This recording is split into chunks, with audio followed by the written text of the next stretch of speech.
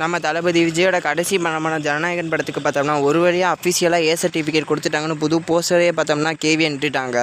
So இந்த ஒரு போஸ்டருக்காக பார்த்தீங்கன்னா கிட்டத்தட்ட என்ன அலைய விட்டாங்க. ஸோ ஒரு வழியாக பார்த்தீங்கன்னா ஃபைனலாக ஒரு சர்டிஃபிகேட்டை கொடுத்துட்டாங்க. ஸோ இந்த போஸ்டரில் பார்த்தோம்னா தளபதி விஜய்னை மென்ஷன் பண்ணல, the honourable chief minister of தமிழ்நாடுன்னு தான் பார்த்தீங்கன்னா மென்ஷன் பண்ணியிருக்காங்க. ஸோ ஃபேன்ஸ் பார்த்தீங்கன்னா பலரும் ஷேர் பண்ணிக்கிட்டு இருந்தாங்கல்ல, மூவி டைட்டில் கார்டில் பார்த்தோம்னா எலெக்ஷனுக்கு அப்புறம் ரிலீஸ் ஆச்சுன்னா சீஃப் மினிஸ்டர் ஆஃப் தமிழ்நாடு தான் வரப்போகுதுன்னு. ஸோ அது பார்த்தீங்கன்னா கண்டிப்பாக மூவிலையும் இருக்க போகிறது உறுதி தான் நான் நினைக்கிறேன். நெக்ஸ்ட் இந்த கேவின்ட்டு எனக்கு பிடிக்காது தாங்க.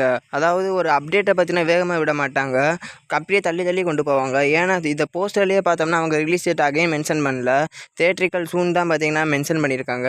ஆனால் ஓவர்சீஸ் டிஸ்ட்ரிபியூட்டர்ஸ்லாம் பார்த்தீங்கன்னா பலருமே ஜூலை 24 ரிலீஸ்னு பார்த்தீங்கன்னா சொல்ல ஆரம்பிச்சிட்டாங்க.